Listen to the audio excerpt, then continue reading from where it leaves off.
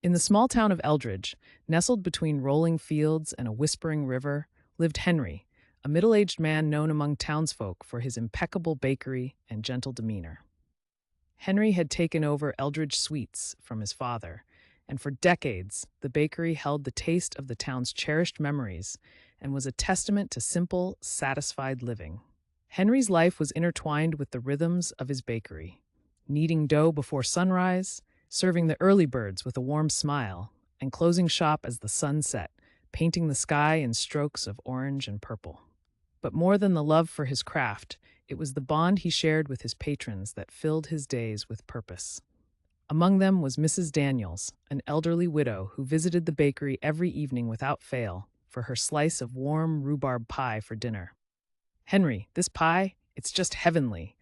Tastes like it's made with a lot of love," she would say, her eyes twinkling behind wire-framed glasses. This little exchange would often highlight Henry's day.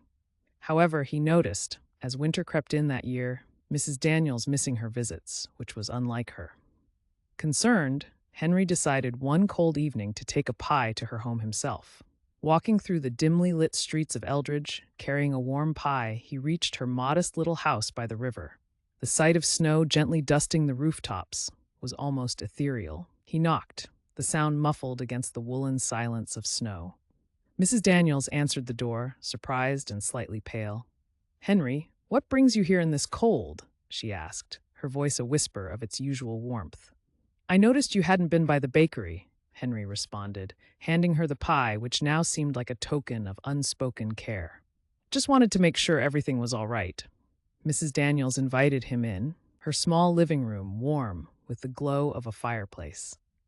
The shadows danced softly around, forming patterns on her walls filled with pictures of her grandchildren and late husband. Over slices of pie, Mrs. Daniels shared that she had been fighting a cold and didn't want to spread it, particularly to the children who frequented Henry's bakery. They spent the evening reminiscing about the town's history, exchanging stories woven with the threads of personal joys and sorrows. When it was time to leave, Henry felt a richer man, not in monetary terms, but with the wealth of warmth and shared human connect. The next day, Mrs. Daniels was back at the bakery, her presence somehow more meaningful. The town of Eldridge continued its quiet pace, but within it, the intangible threads connecting its people grew stronger, woven by simple acts of kindness, gentle understanding, and the quiet sharing of a pie. Henry understood then that every pie, every loaf of bread was a vessel of community, love, and connection. He wasn't just baking, he was crafting the very essence of what made Eldridge a home for so many. As time passed and the seasons changed colors, Henry continued to serve his town. Eldridge Sweets was not just a bakery. It was a place where people came to feel understood, valued, and connected. A sweet spot in the quiet continuum of everyday life, where everyone had a share in its story.